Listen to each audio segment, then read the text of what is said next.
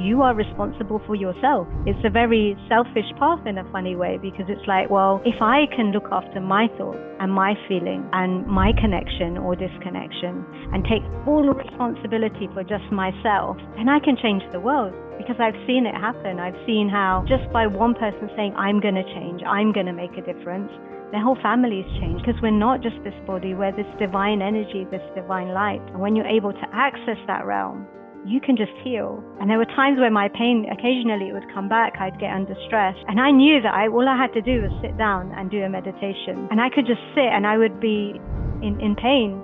And by the end of the meditation, the pain would be gone. Hello everybody, and welcome back to Illuminating Dialogues number 25, where I have the pleasure of sitting down with Amandeep Kaur today. How are you doing, Amandeep?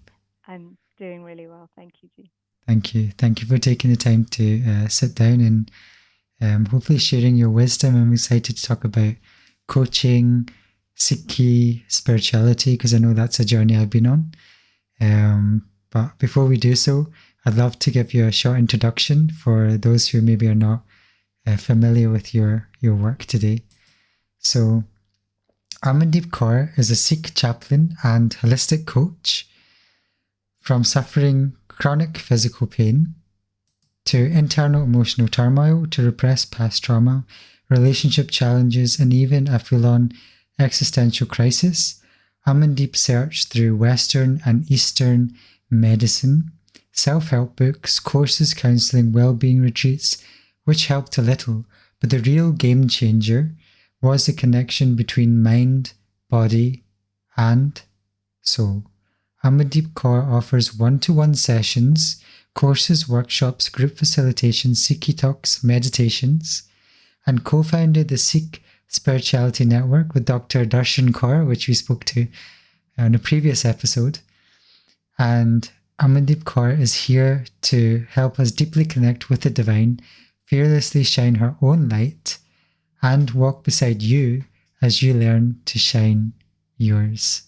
So after reading that all, I feel inspired, and this podcast is called Illuminating Dialogues. So it's a space to have a flow of meaning, to enlighten the heart and the mind, and maybe journey to a place where we haven't gone before, to illuminate ourselves and hopefully the listeners as well in the process. So with that being said, my first question to you is, what lights you up? Vaheguru. Literally, Vaheguru. So for me, everything is about Vaheguru, is about the divine, is about the source.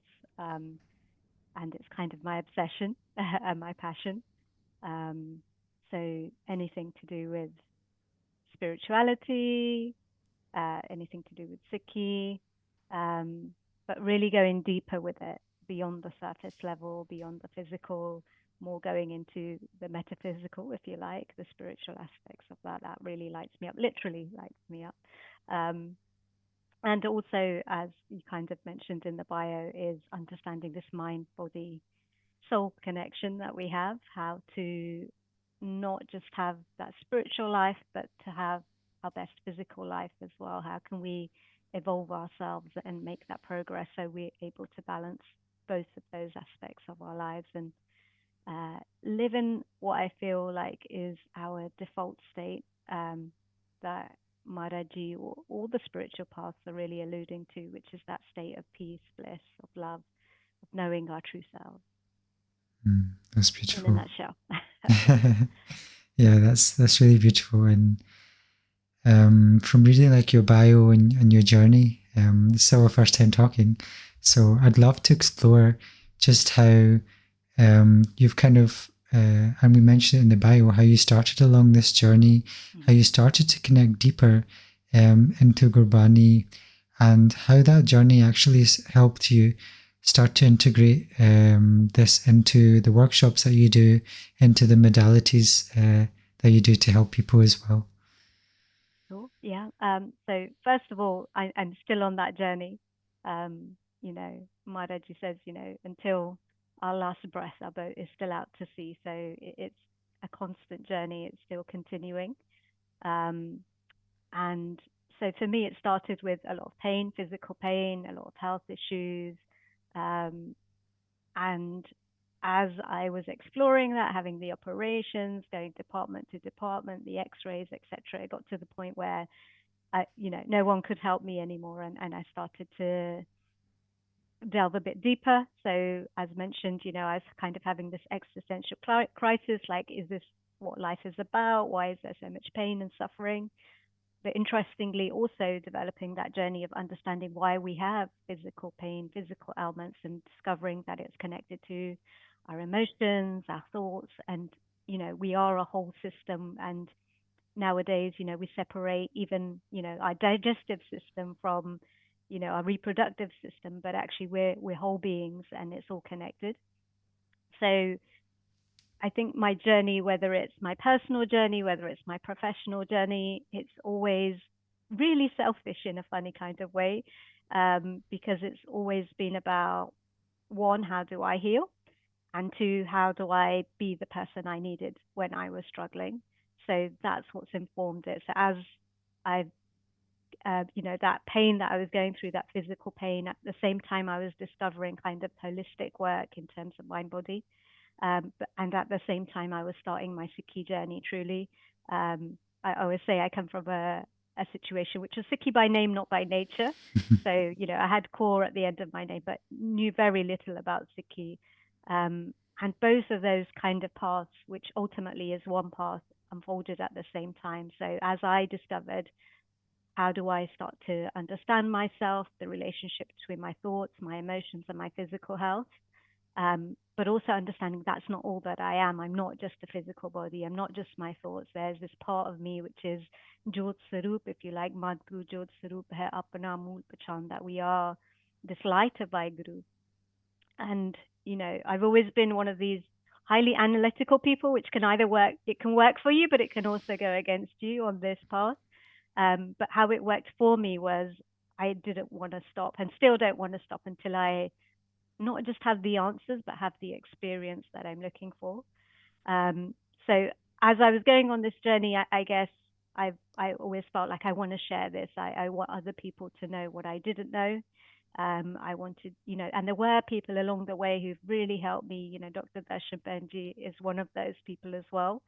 So it was like, how do I keep sharing this to help other people along the way? Um, Ultimately, the journey is for the one, and that one Mm. is me. Um, and if we all think of ourselves as, we're all we're all this oneness. If you heal one cell in the body, then that affects the whole body. Equally, if there's one cell that has cancer, that can affect the whole body. So even if this journey is just about through Guru Prasad, through Maharaji's Kirpa, through grace, just my healing journey, then that is going to affect the whole as a ripple effect as well. Um, but there was just this kind of just this inner thing that I've always had, which is to want to serve, want to help, and it was probably just to make up for my own lack of confidence or unworthiness. It didn't come from any kind of high, you know, kind of high level thing. It was purely my selfish thing, and that's developed over time. That's beautiful. Thank you for sharing. Yeah, all of that. And it's amazing as you share that quote from Gurbani, like that Jhot. Mm. And I think we've had that quote actually come up quite a lot in this podcast already, but to hear it again now keeps bringing that back home, that perspective. Mm. So I'm just wondering, as you went on that journey, and actually, I'm just thinking, people listening to this might not actually know what coaching is, Mm. and the way you might hold that space. So, how do you sort of help people through that journey? If you could explain to people what is coaching and how you can start to use Gurmat in that practice, Sure. whether they be from the Sikh community or maybe not. Yeah, great. So I actually started in counseling, Okay. because I had an experience of counseling and I found it really helpful in my healing journey as well. So I started to study counseling.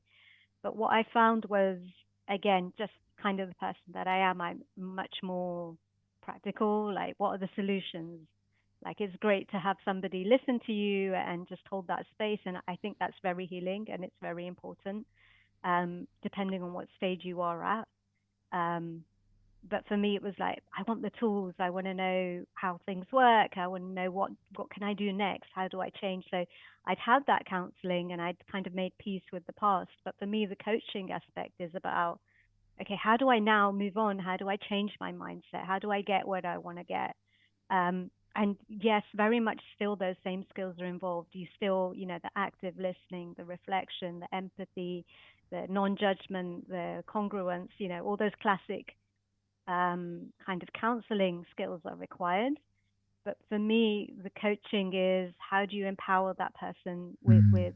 with what they need? And it's not that you will dictate to them or prescribe to them and say you need to do this and follow this path, but it's kind of gauging where they're at. What is it that they're ready to hear? And it's an interaction between two people, right? To know what is going to work for them, what isn't going to work for them. For me, the word empowerment always comes up because on my journey as well, it was, how do I get from this state of being a victim of everything's happening to me and I have no control over it? Which, for me, the more and more I was able to delve into gurbani through Maharaji's Kirpa, was there's no room for like victim mindset in gurbani. It's always about beach cow. It's about, you wrote, reap what you sow, which is about responsibility. It's your ability to respond. I stole that from Gabon Mate, by the way. So it's not saying you have to blame yourself. It's just saying there is something you can do. Garmi apo apani. Like, how do you take responsibility for your actions? And if you can do that, that means you now have the power to do something differently. And that's, for me, what coaching is really about, is empowering people to discover for themselves what is it that they can do differently. Because if nothing changes, nothing changes, right? But when you're ready to start making a change in your life, it's not with time, but with practice, you will start to see those changes happen in your life. And we don't have to be a victim then. We don't even have to be a survivor. Then we get to thrive. Wow. And yeah, as you share that, like what comes up for me is like that non-judgmental space, because often I feel it's like when you're around maybe certain communities or certain people, even in a workplace, that non-judgmental space is very rare. So often I find it like a water and a rock, and the rock doesn't really get time to breathe. Sometimes it's just getting worn away. So that space in itself can just create that ability just for the life process, just to breathe. And as you were sharing that there's no process, there's no space in Gurbani for that victim mindset, wondering if you could share a bit more about that. Because often from the outside, I know people who haven't had the chance to access the wisdom of Gurbani, whether it be maybe they're not from the background, or maybe they are from the background, but they just never had a chance to access it. Empowerment piece entail, because people often view religion and spirituality as separate, and they see that the religion could be controlling in a certain way, or they're feeling like it's a lot of belief systems there. So how would you speak to trying to navigate that and to access the empowerment there? Sure. So when I say there's no room for victim mindset, I mean that with the utmost compassion, because some people can hear that and be like, oh, but you don't know what's happened to me. And it's not denying the challenges that we go through and the difficulties we've been through. But like I was just mentioning, it's that sense of, can you cultivate your ability to respond? Okay, whatever's happened has happened. That's hukam, that's God's will. There's a quote from somebody called Peter Cronin. It's like, whatever has happened was meant to happen. How do you know? Because it's happened. And in the, in a much higher way, Maharaji says, "Hukam rajai chalana, nanak likhiya na." So everything is happening, and for me, it's that understanding that everything's happening for sarvata pala. It's always happening for our highest good. So, I'm a parent, and I know that even if I deny my child their ice cream today, or I give them some bitter medicine, I know that is that ultimately for their highest good. And in the same way, it's that mindset of life, is knowing that Vaiguru, the divine, our true mother and father, is always doing what's right for us. So this mindset comes from gurbani. But we have to do Koj of it. We have to sit with it. We have to contemplate it. We have to delve into it. And it's not just about reciting it every day and not really knowing what we're talking about, because you're only going to get a tiny amount of that essence of that transformation that happens with that. Whereas when you sit with Gurbani and you contemplate it, and Maharaj is saying to you, take a hukamnama every day, take a shabad every day, even if it's from Darbar Sahib. Maharaj will tell you directly what's happening in your life, what you need to be aware of, what you need to stay away from, what you need to focus on. So for me, all of that is really important. So what I feel like happens, and I'm in the same boat. I'm by no means, there wherever there is. What happens is we get stuck in the physical, we get stuck in the bana, we get stuck in the ritual practice of just reading. And it, we can read Gurbani again and again and get so much from it. So it's not that don't read it. It's just that when we're reading it, but our mind is not present, then it becomes a ritual. And often what happens, so, I was fairly new to Sikhi, like 10, 12 years ago. And it felt good. It felt good to be part of something. I felt a sense of belonging. It felt good to read Gurbani. It was all new, to sit in the Sangat, to listen to the Kirtan, and transformation did happen. However, what happens is when we just get stuck at that surface level, which is just the kind of the religious level, it just becomes another form of ego. It just becomes another form of identity. And Maharaji tells us, aap gavaiye. You have to lose your sense of self. You have to lose your sense of identity if you want to merge with the divine, which is our ultimate purpose, is Gobind Milanki, e teri bariya, is to have that experience in this lifetime of the divine, of Vaheguruji, their light, their sound, their everything, right? So for me, it's about going deeper. It's delving into that. The spiritual aspect is the practice. So it's like getting a prescription, and you can read that prescription every day, but unless you don't go get the dwai, the medicine, and take that medicine, you're only going to have a limited benefit. But when you're reading Gurbani every day, your next step is to now start to understand that Gurbani. And then the next step is now implement that Gurbani. Gurbani kahe sevak janamane paratak guru nistane. So whatever Gurbani is telling you to do, you become the sevak, you become the servant, you become the student, you listen to that Gurbani, you implement that Gurbani, and then you get everything. Paratak Guru Nistare, Guru becomes Pargat. This light within becomes manifest within you when you do that. And for me, that's what the difference is between a religion and the spirituality, is the implementation, is the practice. If you are in a religion and you feel like you're practicing a religion, but you haven't changed on the inside, you haven't become more kind, content, more loving, more understanding, more patient, more forgiving, then there's something wrong. That means you're just stuck in the religious aspect.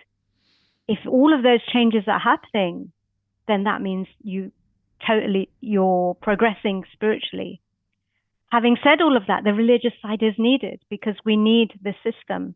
And the system that Guru Maharaj has given us is the perfect system, right?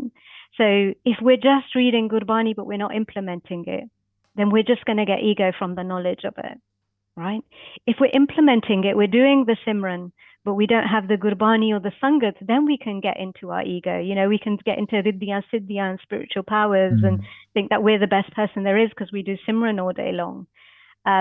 So we need that perfect system, which is that Gurbani is contemplating, understanding, implementing what Guru has given us to do, to have our best life, to have our spiritual and our best physical life.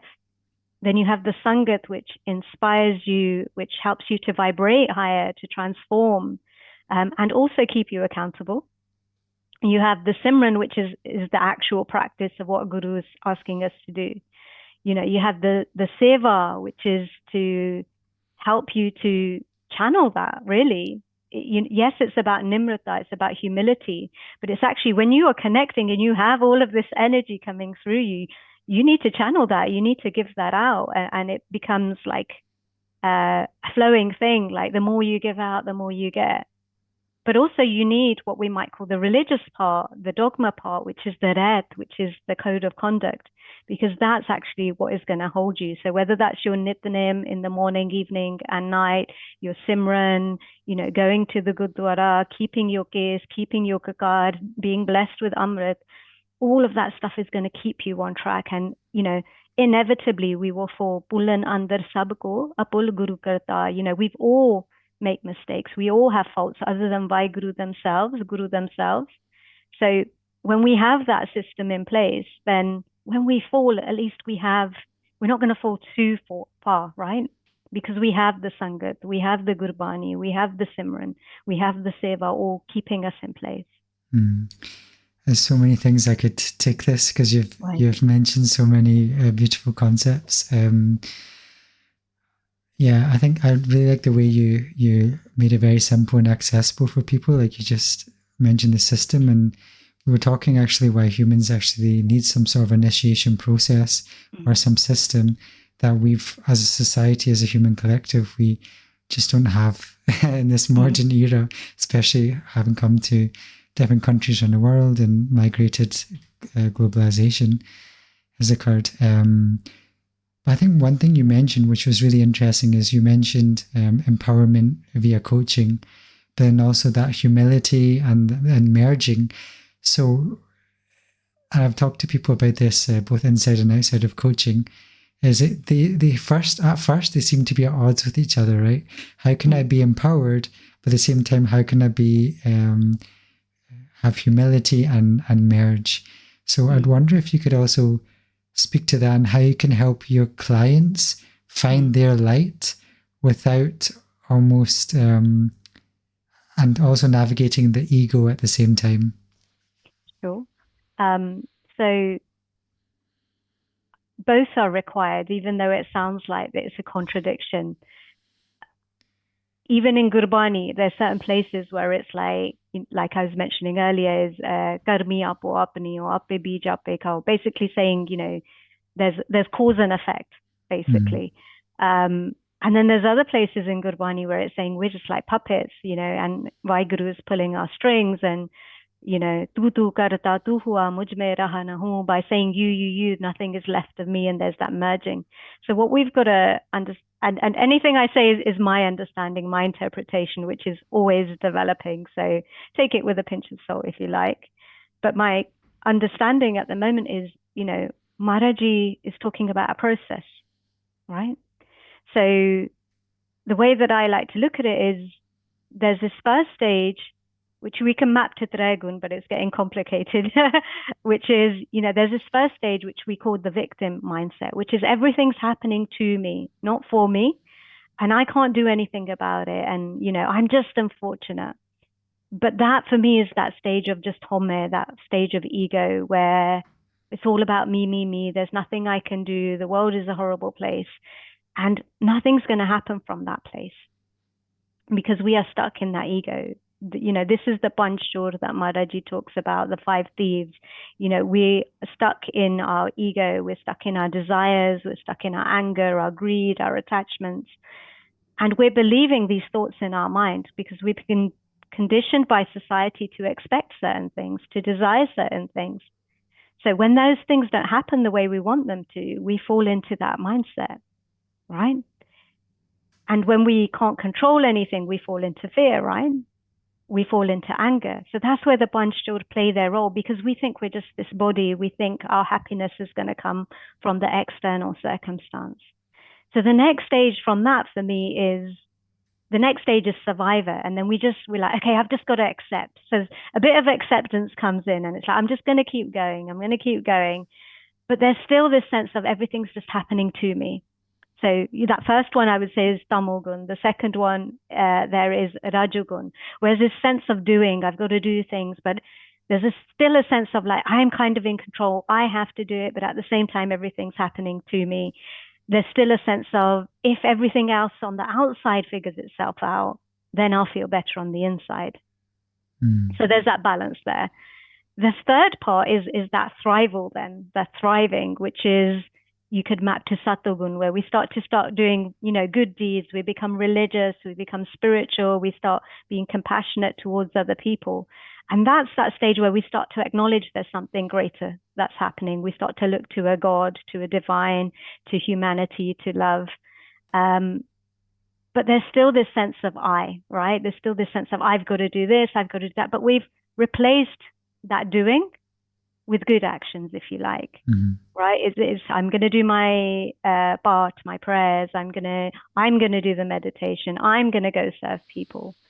And that's the process, and it's all necessary. That process is necessary, because if we just say, everything's hukam, we have to work with this mind. Maharaj tells us, man jeete jagjit, we have to conquer this mind, win over this mind, to make that change, to know that our true selves, to know our light. So at that stage, we have to start to do those things. It's completely necessary. That's where our understanding is at that point.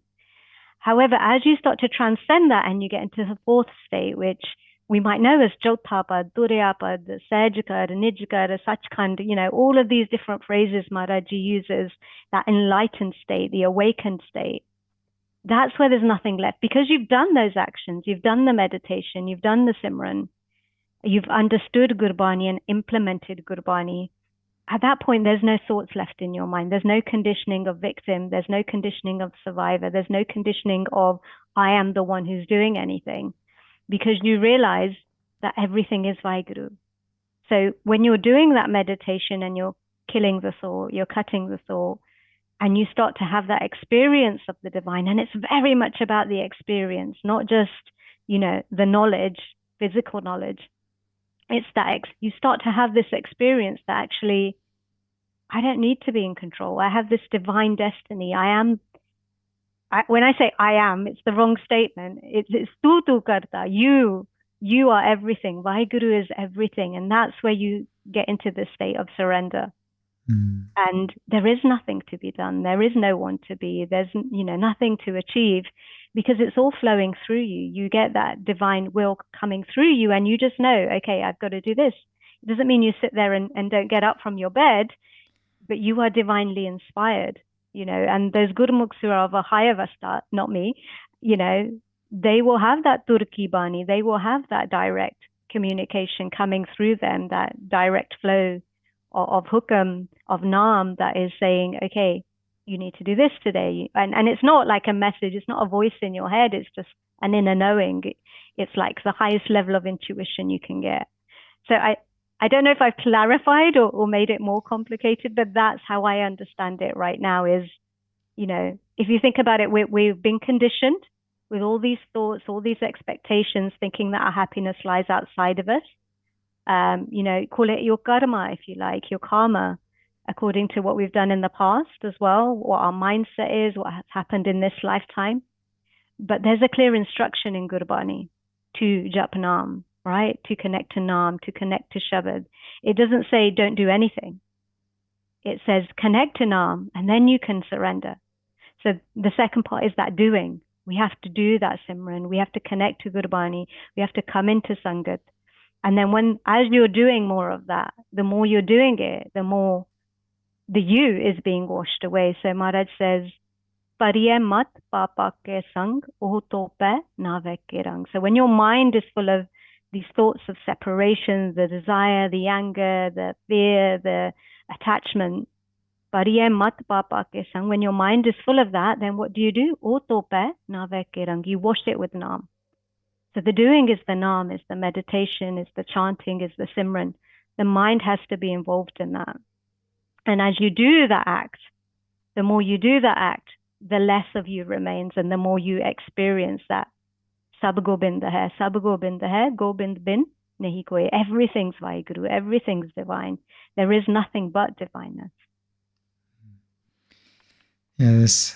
Yeah, so much there. I think people will appreciate, and I think as you share that, like through the different stages, we also was going through them with Dr. Darshan Kaur.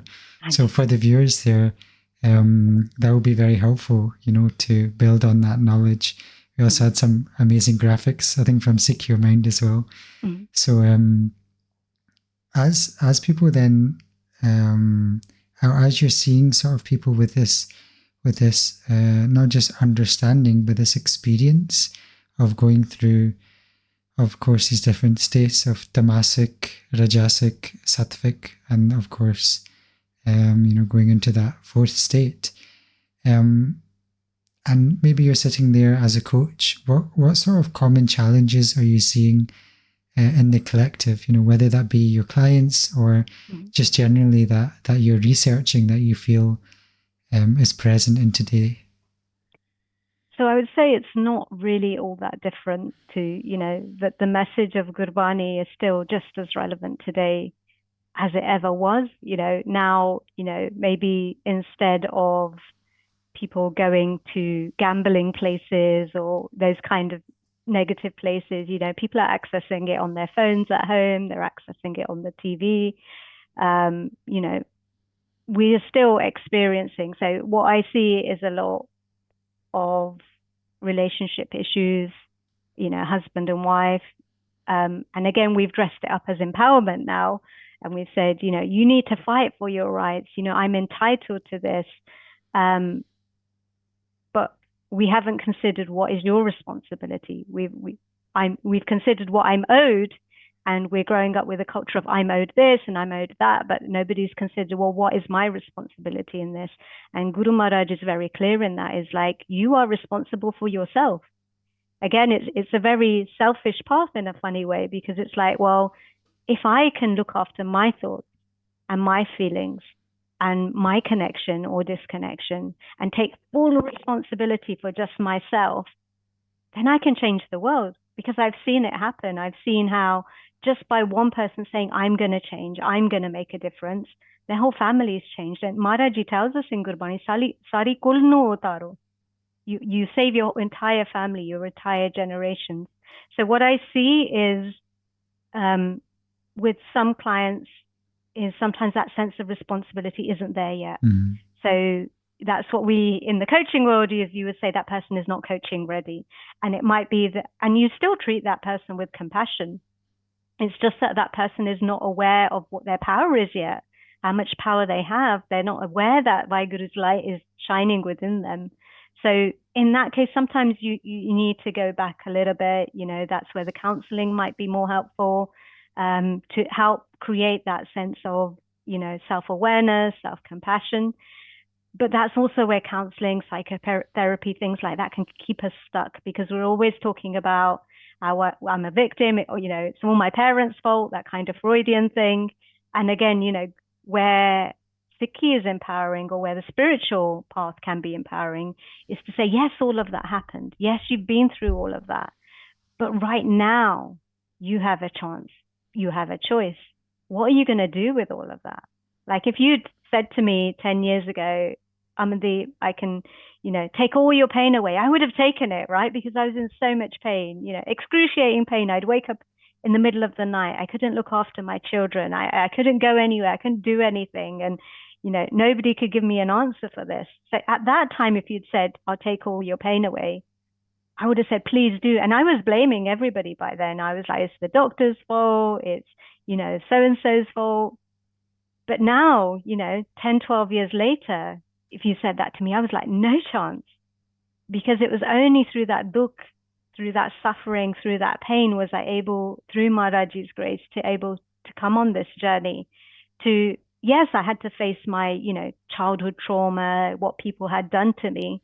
But it was like, but right now in this breath, Amandeep, what are you going to do with that? Because if I choose to be a victim to what my past was, what my childhood was, what do I set up for my children? So I remember when I was coming into Sikhi through Maharaji's Kirpa, I remember sitting with some family members and saying, wow, I'm learning all this about Sikhi. Why did you never teach me this? And my little children were there at the time as well. And they didn't really understand. But what I was told by family members was like, we didn't know anything, so we couldn't teach you, which was fair enough according to their understanding. But in that moment, I remember I was like, is that what I'm going to tell my kids? Am I going to let them suffer thinking that this world is all there is? It's all about external achievement. There's nothing you can do if things aren't, if you're ill or if your relationship breaks down or you've got no money, then that's the end of the world. Am I going to let them believe that? Or am I going to choose to take responsibility now and invest in myself and in my Sikhi? in my guru, and then give that to my children. And that becomes a ripple effect then. So that took a lot of hard work. You know, you take 2 steps forward, you take 1 step back. Even in Sikhi, right? Any spiritual tradition, people are flawed, right? I am flawed. So you're going to go one direction, then you're going to see something you don't like, and you're going to fall back, and then you're going to go again. And ultimately, it's about trusting Waheguru themselves, right? To guide you, to do that ardas, to do that prayer, for that guidance. I completely lost track of where we were going with this, but for me, that's what that journey is about, is staying true to that, investing in yourself, in your own Sikhi, not paying attention. So the question was about, you know, what are kind of the challenges, right? Is we have given our power away. Like we find we are living in an instant reward system, in an instant fix society, you know, especially with, I love mobile phones, but it's all about that instant fix. And, you know, so many people, when I'm working with them and I'm like, you know, I don't hold back. I'm like, meditate. We're going to use meditation. That's like the main tool we're going to use. People are like, oh, it doesn't work for me. And I'm like, it's not going to work for you straight away. It's a practice. You have to keep on it. You have to try it. You also have to know the Jhoty. You have to know the techniques. So most people, you know, they've tried an app here or they've done a meditation there, and it's like, it's not going to work overnight. There's a specific technique. And what's the best technique? Well, go to somebody you know who is at a place where you want to be, and then you can trust that technique. There's, you know, millions. I'm sure there's millions of techniques, and I'm not saying any is right and any is wrong, but the technique that I want to use is the one from the person who I can see is of that high level. So for me, is in that meditation, and that meditation is going to take commitment. It's going to, in order for you to discover your true light, your true self, you're going to have to destroy everything of yourself. And what I mean by that is your mindset of what you think you know, or what you think is important. As we were saying earlier, you have to lose yourself in this path. You have to take on a guru. You have to, you know, you have to say that, okay, I don't know how to do this. You have to empty yourself as a vessel and then trust that process. Having said that, the caveat on the other side, the challenges are people give that power away too much and they start following Babbe and all of that kind of thing. And ultimately what we're trying to connect with is Waheguru. And that's inside of you, right? And it's all around you. So yet we need the Sadh Sangat to guide us, because otherwise we just make stuff up. And our thinking is at child level, Gurbani's thinking is all the way up there, but sometimes we need help to understand Gurbani. So what I would normally say is the person who is telling you, who is guiding you, ideally it's going to be more than one person. It's going to be a few people, but you still have to be checking in with yourself. Does this feel right? Is this helping me to connect to love, to compassion, to forgiveness, to patience, to Waheguru? Or is there some sense of this where it doesn't feel right anymore, right? So there's no simple answer. It's very difficult, but that person should be connecting you with your true self. Yeah. They should be connecting you with Gurbani. They should be, again, that word, empowering you to make your own relationship with Guru, not with them. And that's what you've got to follow. And if there's alarm bells are going off inside, it doesn't matter how much money you've given that person or how many of your family members are following that person. You've got to be nirva. You've got to have that courage, right? To stand up and say, actually, this doesn't feel right. Yeah, I love that you shared that it's not just one thing. Like, of course, you're submitting your own head or your own thoughts, but at the same time, you're still checking in with your heart, where that Shabad Guru resides, or for those who are not from the Sikh background, that sound current.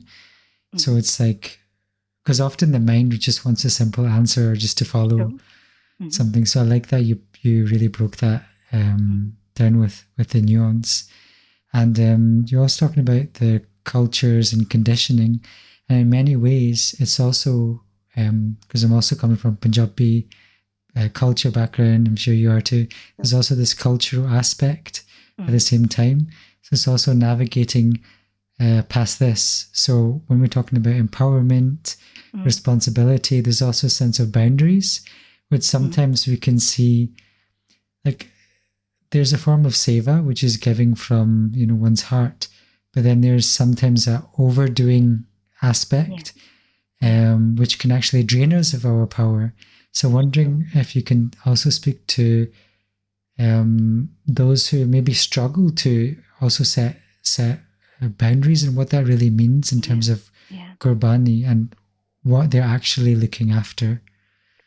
So, I mean, there's two aspects to that. One is what is true seva, and I would say 90%, if not more of the time, when gurbani is referring to seva, they're referring to the internal seva.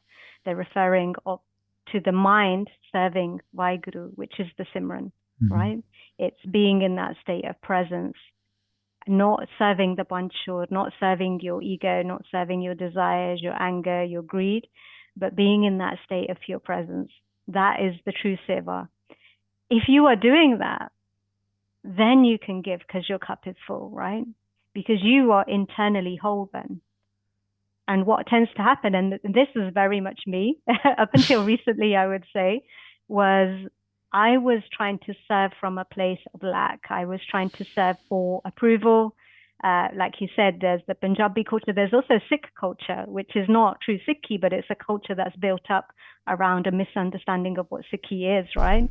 So there's this like, do everything. But if you're not filling yourself up on the inside and you're just doing it for that approval because someone's told you, but actually inside you're still having all of these thoughts and, you're not doing that bhakti yourself, you're not doing that meditation yourself, then you're going to get into trouble.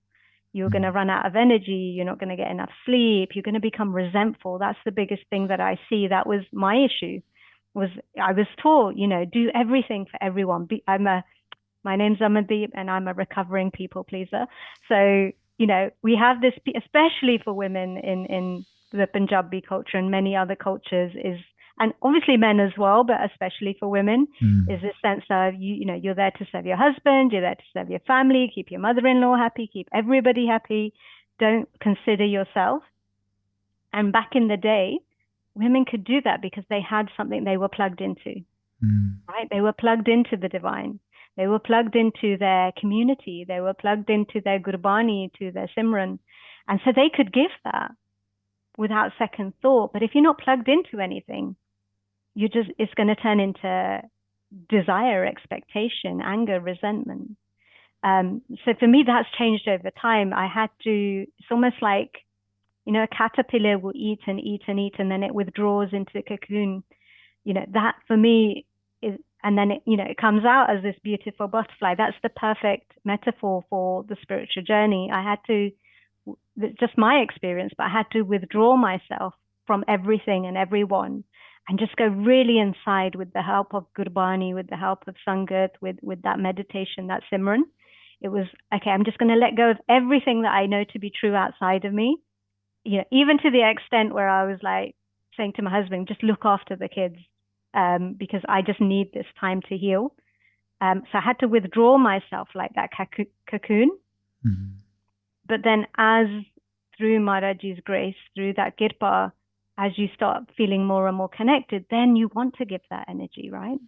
And then you start serving, but you start serving from this true place of where is Vaheguru, where is the divine asking you to serve, as opposed to me using my own mind to say, oh, I'm going to go and feed the homeless. Oh, I'm going to go do this. That's so helpful, because I think in my own journey, and I've talked about this before, like people pleasing or serving from a place of lack instead of wholeness and abundance. And where are you actually serving from, and to who are you actually serving? And I feel what you just said can help a lot of people, especially women in the Punjabi culture, because when you're saying forgetting about yourself, I feel like it's not the thing that you were talking about earlier. It's more forgetting the humanity. And I think you just spoke to a really important point. So as we move to more of the meditative understanding, so a lot of people understand or see these concepts like ikonkar or oneness. But then if we start to move into this more experiential understanding, could you maybe help people who want to start meditating and also understand what simran is, to explain what really is meditation in terms of dhyan, so their attention and concentration, and how does simran actually can start helping them on a practical basis. Sure.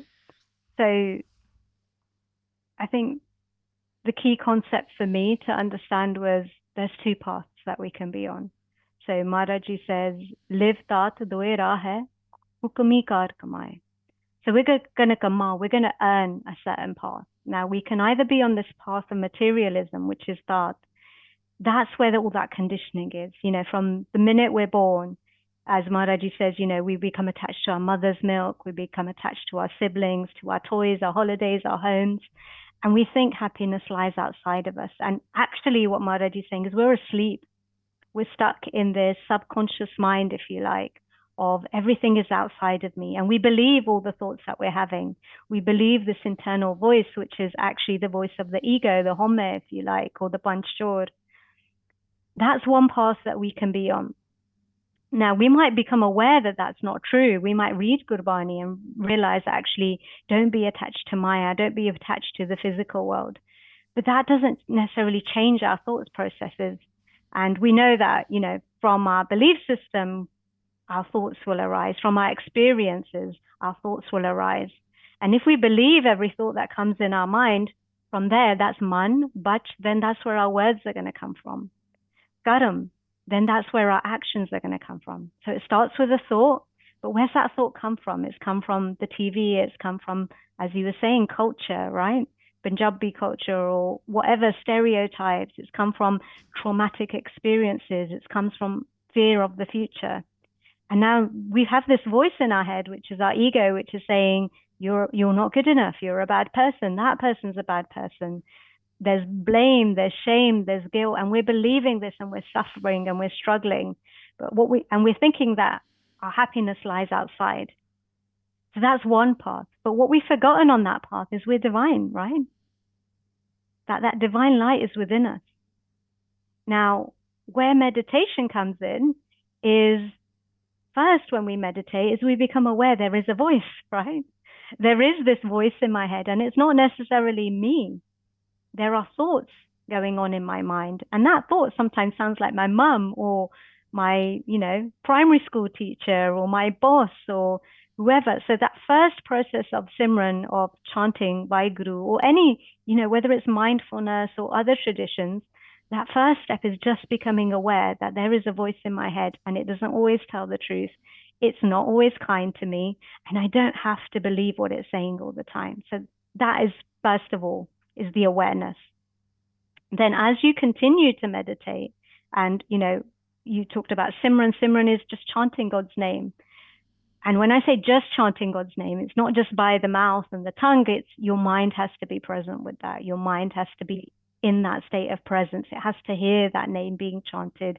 It has to be chanting it with full attention, full love. So now you're aware of that voice.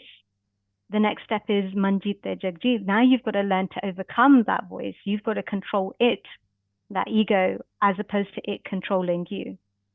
So every time you sit to meditate, you're saying Vaheguru, or you're focusing on the breath. If you're doing like mindfulness or breath work, your mind is going to go off into a thought, the past, the future, a million miles away, the negative things that have happened, the positive things that you're looking forward to, but it's not present anymore. And inevitably, that thought is going to take you down a dark alleyway eventually. You might be thinking about your holiday, but then you remember, I went on that holiday with that person and they weren't nice to me. Or, I went on a holiday with my parents when I was younger and something really bad happened to me. So that mind, that ego is now in control of your emotions as well, right? So we want to be able to control it. So the thought comes up, you bring your mind back to the sound of your voice. Why? Guru. You bring your mind back to Vaheguru. Again and again and again. And this is where people give up. They're like, I can't do meditation. I can't concentrate. And I always say, it's like saying, I can't take medicine until I'm better.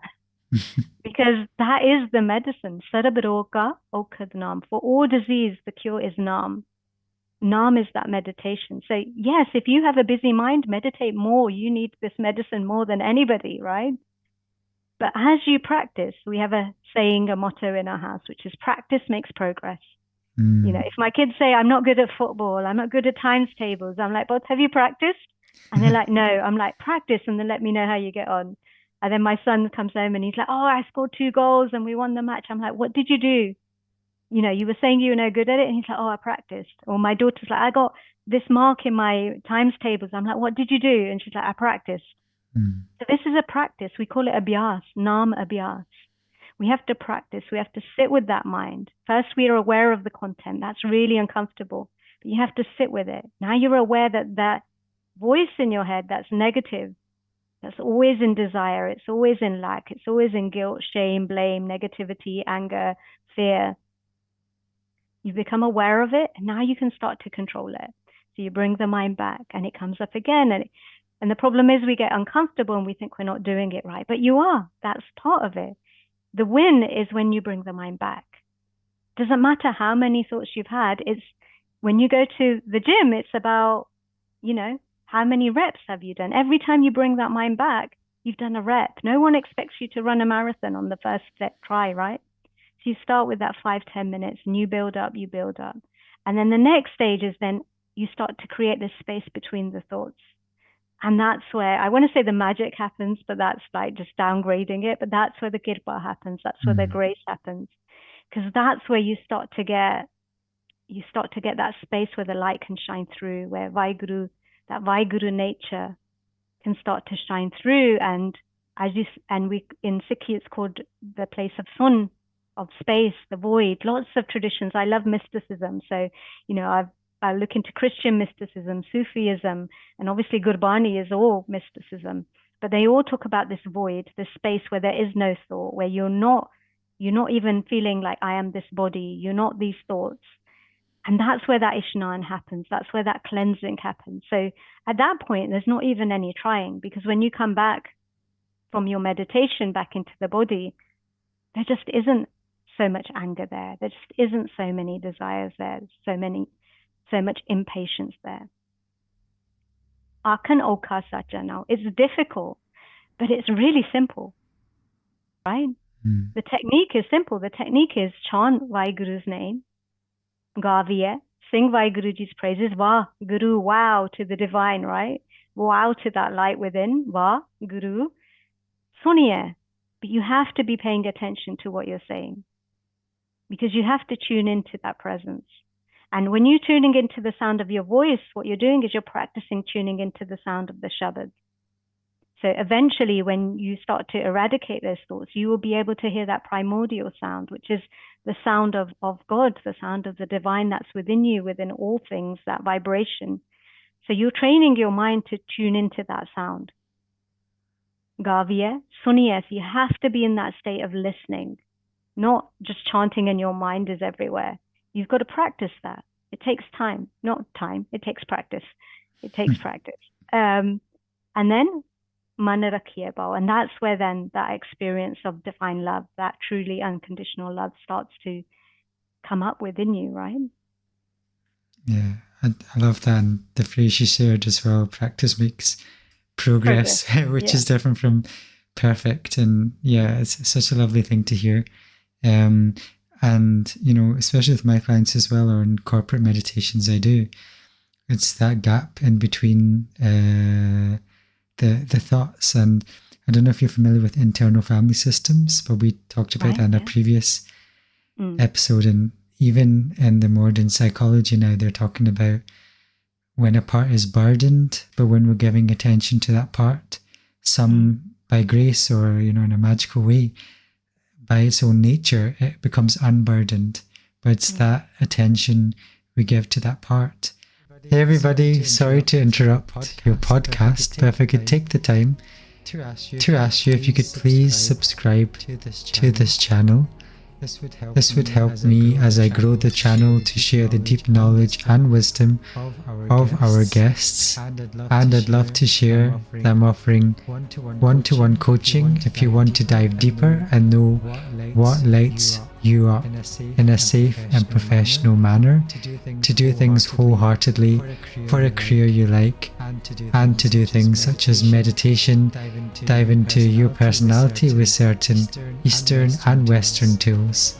And I'd love to share with you some of the testimonials I've had from previous clients.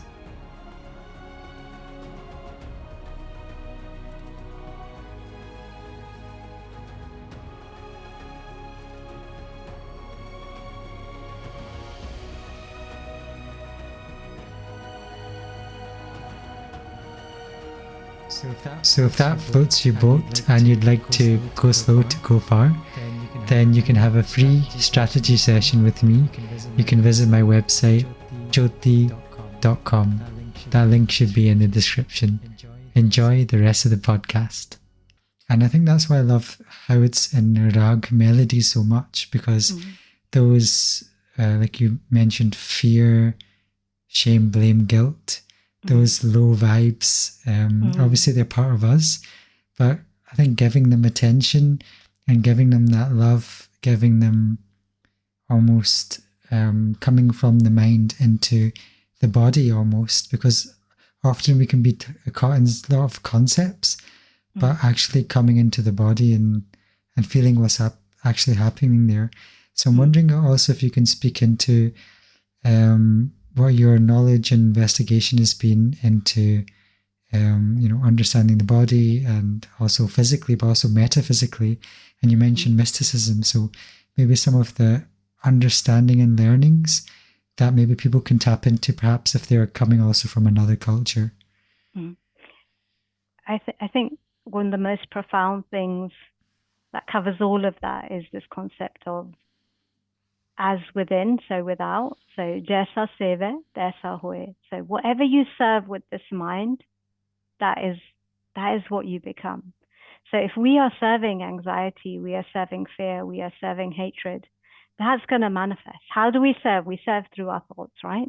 We serve through our mind. It starts with a thought, it turns into an emotion, a feeling, and then that turns into a reaction, right? So what I found with my own health, and that's what I use as, an indicator of where I was and where I've come to through Maharaji's grace, is that's a vibration that's happening where you're thinking, like you said, low vibe, right?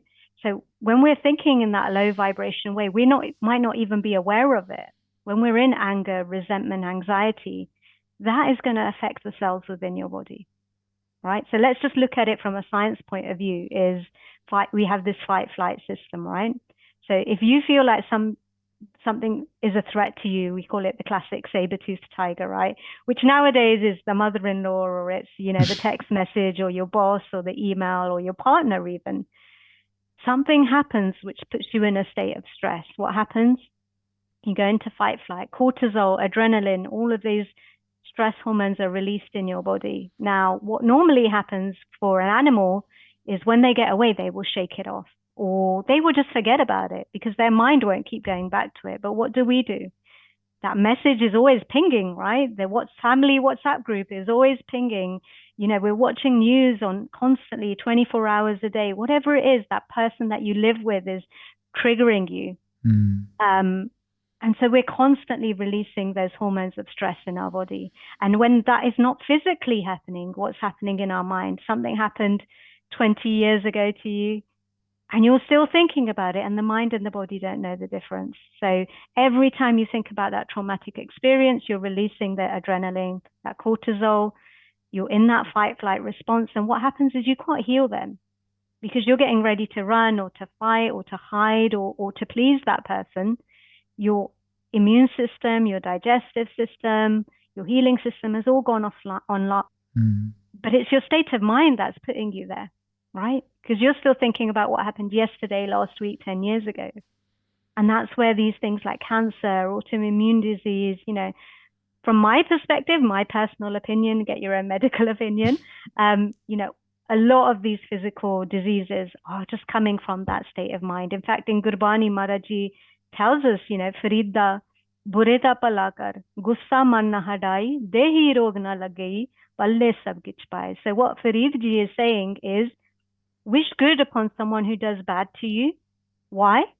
Because dehi rog na lage, then you won't get disease in your body and everything you want will come to you. So if we flip that over, if someone does something bad to you and you're wishing bad upon them, you will get disease in your body and you won't get anything that you desire. Isn't that so profound? Wow. So where does that start? Where are we wishing bad? It starts in the mind.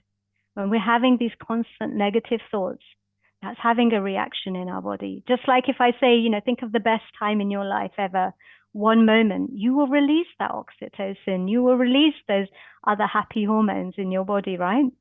Because the mind is so powerful. And so the mind creates a thought, which is a vibration that creates a chemical reaction, which is an emotion. And then your body is going to respond to that. Now, if we look at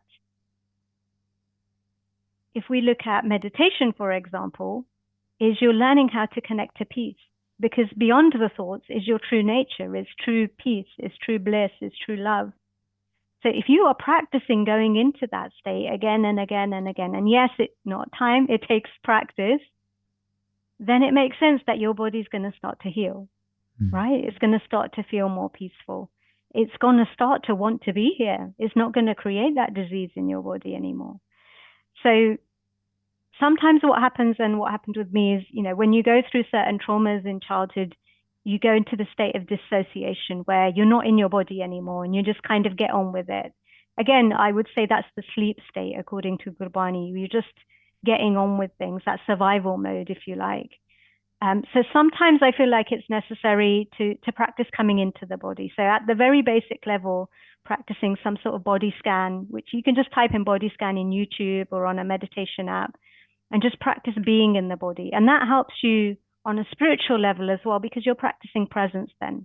What you're doing is you're coming out of all of this, mental, the thoughts, the emotions, the past, the future, the guilt, the shame, the blame, the judgment, and you're coming into the body, you're coming into presence. Maharaji says, Har mandir eh sareer hai, Gyan Ratan Pargat Hoye, that this body is Hari Da Mandir, it's the temple of Vaheguru. And it's when we do Koj of this body, when we really go into this body, that's where we're going to access that healing, that divine, right? That love. So that first step might be, you can tell I'm a practical, because I'm always like step 1, step 2, step 3. So that first step might be, okay, coming into presence with your body, coming out of the mind into the body. So even when we're doing Simran, we might focus on the breath in, pulling in Vahe, exhaling Guru, inhale Vahe, exhaling Guru. It's really important when you're meditating to relax the body as well, as much as you can. The physical part is when your mind is in a state of relaxation, your emotions relax, and then your body will reset. When we're chanting, that turns the vagal nerve, right? Which is part of our nervous system. So even when you're just saying Vaheguru, or you're saying Allah, or you're saying Ram, or you're saying God, or you're saying love, just that chanting is going to help you. The breath work that comes with that, inhale Vahe, exhale Guru, or whatever mantra you're using, that's going to regulate your breathing, which also helps your nervous system to reset. It's amazing, isn't it? If you're chanting in the company of other elevated, in the Sad Sangat, their vibration, because we all have magnetic fields around our body, just like the earth does, that's a scientific fact. When you're in the vibration of other people who are elevated, who are spiritually elevated, that is also going to affect your vibration. That's going to allow your body to heal as well. So wherever your mind goes, whatever you serve with this mind, you're going to create a reality out of that. What happens beyond that is when you go into that state that we said, which was sun, samadhi, if you like, when you go beyond thought, that's just a completely next level system. Because now you're in the company of the divine. That's where that Ishnan happens. That's where that cleansing happens. And that just speeds the whole process up. So that's what happened for me. Initially, I was very much into the work of Dr. Joe Dispenza. I would highly still recommend his work, especially if you have physical health issues. I found a lot of his stuff aligned with my understanding of Gurbani as well. So understanding how our personality creates our personal reality. So, based on our thoughts and emotions, that's what our personality is. That's what we're going to create outside of us. But what happened was, as I started to do that meditation, and alongside I was starting to learn about simran as well, and it was aligning, was just going into that state where you're kind of falling asleep, where there's no thought, you're going into that void. That's where your body just, at the speed of light, it can just heal.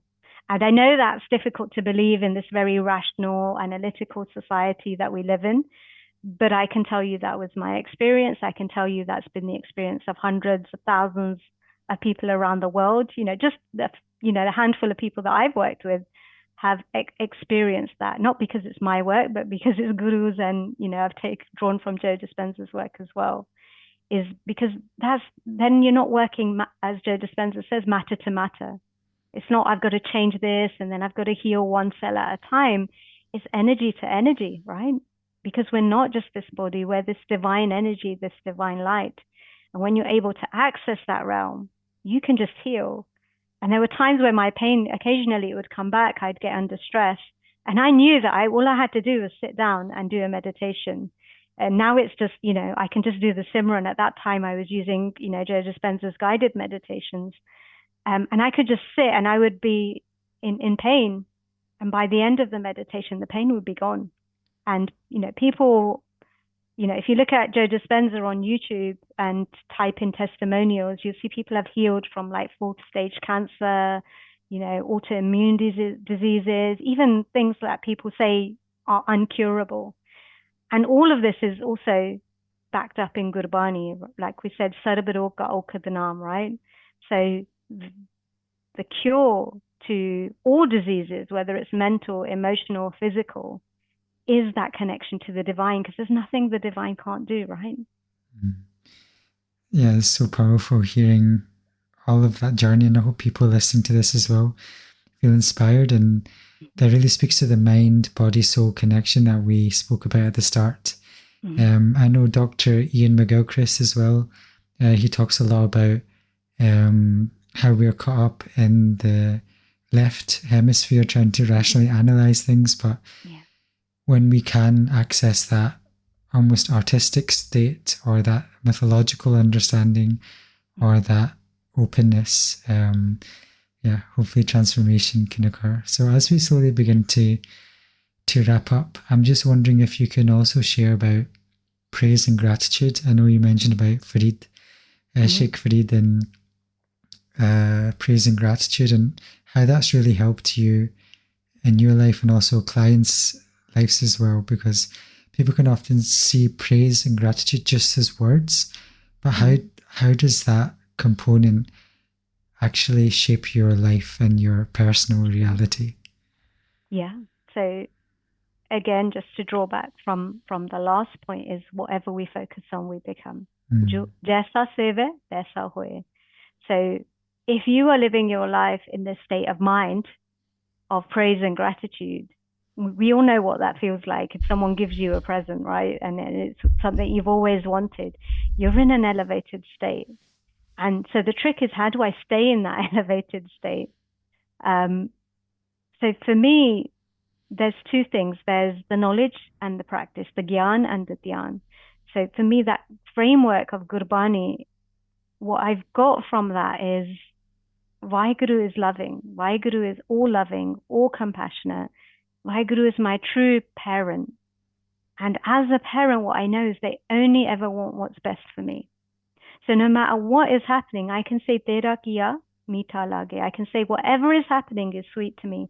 So you can only have that relationship with the divine, with Vaheguru, if you connect, right? If you want to get married to somebody, if you want to have a relationship with someone, you have to get to know them. And gurbani are the love letters, right? How do you get to know your beloved? You have to sit down with that gurbani. And sometimes your beloved is going to be harsh and say, you're going down the wrong track. And most of the time, your beloved is going to say, this is the right track. Don't worry what you did in the past. Don't worry if you made a mistake. Just connect now. Connect now. As a parent, I know if my child makes a mistake, I'm like, fine. My first question, and now they know because they're older, they're like, this is what I learned. I made a mistake, but this is what I learned. Because I'm going to say, what did you learn? And so you have to cultivate that loving, compassionate relationship with Guru Maharaj. And that comes through that gurbani. It comes through the sangat. It might come through the kirtan, the experience of that. but it comes from really delving deep, you know, doing that contemplation. I remember I used to do sangat with these amazing aunties, these masiyan.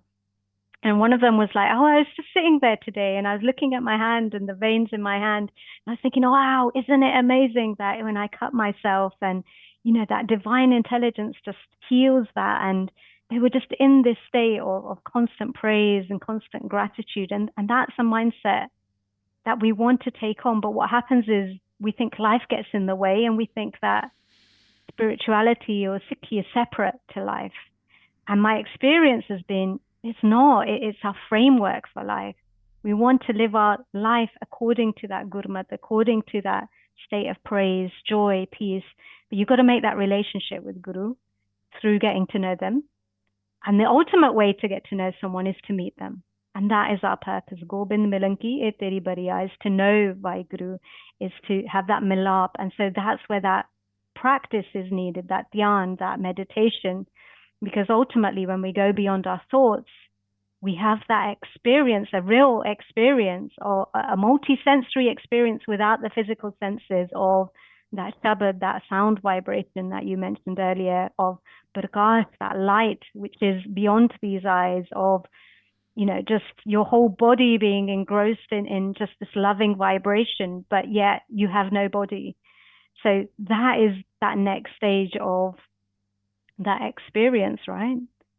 But it's an experience that you have to have. Gunge ki matyai, you can't talk it about it. You can't describe it. We do our best, but it's something that you just have to thirst for and you have to work towards. And this is where I was saying right at the beginning, that kind of an analytical part of my mind, or that part that's really practical, that doesn't want to give up. That's where it serves me, because it's like, I want to know what's true and I want to know what's not true. And I'm just going to keep going. And Maharaj is so compassionate. You know, all we need to do is ask, do that beinti, and then follow the next instruction. You know, Gaviye, sing Vaheguruji's praises. Suniye, then listen. Listen to that instruction that's coming through. Maniye, then act upon that instruction. And then man rakhiye pao, then you're going to have that experience of love. But this is why Sangat is so important as well, because if you spoke earlier about, you know, some of the challenges that we face is, like you said, we've become very left brain, very just analytical mind. And even people who are in Sikhi, for example, you know, they've turned Sikhi, that in their understanding, Sikhi has just become this practical thing, but we've lost that whole mystical aspect because we're not, as a Sangat, either we're not experiencing it or we're not sharing it. And for me, that is key. You know, we should be talking about our mystical experiences, our love for the divine. Like, it's not a wishy-washy thing. The more we talk about this, the more that ripple effect is going to happen, and people realize that all these stories from our history, they're true. You know, people did have their children cut and carry on. People did have their limbs torn off, and they didn't feel it. I watched this video of this Tibetan monk, and they were in China, and as a protest, and I know this is harsh, so warning to the viewers, you know, they covered themselves in oil and they lit themselves alive, but they did not flinch. Now, if a monk in Tibet can do that, do you not think the gurus could do that? Do you not think the Guru Sikhs could do that? Because we say Guru's up there and I'm down here, but Maharaji came here to say Manas to Devte ki hai. They showed us the path so we could also tread upon it. But it's in the karni, it's in the doing. We can't just sit there and read it every day and not implement it. You know, simara, simara, simara sukh pavo. If you want that sukh, if you want that peace, you have to do that simran. You have to be in that state, that Chaddi Kala state of mind, of knowing that actually everything that's happening is always happening for Bala. So I put my thoughts aside, whether this is good or bad, and I keep my mind focused on, wow, you're so loving, you're so compassionate. Everything is always happening for good. And yes, I falter every day. And then again, you know, that red, that gurbani, that sangat, that simran, every day it's like you take your shower again and you get put back on track. And by the end of the day, maybe you're falling off again. Maybe you get angry with your family member or you get upset, but you come back to gurbani. Maharaj puts you on the right track. You go back to your sangat. They're like, That's just a vichar. That's just your thoughts, right? That's not a true story. It's just a narrative. It's just the ego. It's the panchchod. And then you come back. What should I do? Do the simran, do the meditation, and have that experience that actually, when there's no thought, there's no problem. Mm. Wow, what a powerful way, I think, to end this dialogue. Thank you so much for just, shining your light, sharing your light, bravery, courage, and a lot of wisdom. I'm just wondering, is there anything else you'd like to share with the viewers today? I often say in my coaching, go slow to go far. So how could people indeed do so and Sure. Yeah. take this further? So I have a website, which is callcoaching.co.uk. But I think my final thought, if you like, is you have to experience it.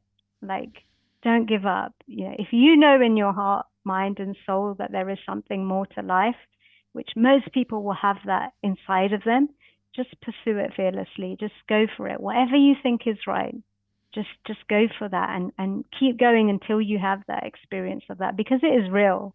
Like, this is not woo-woo. This is not people making things up. Have that experience for yourself and then judge it.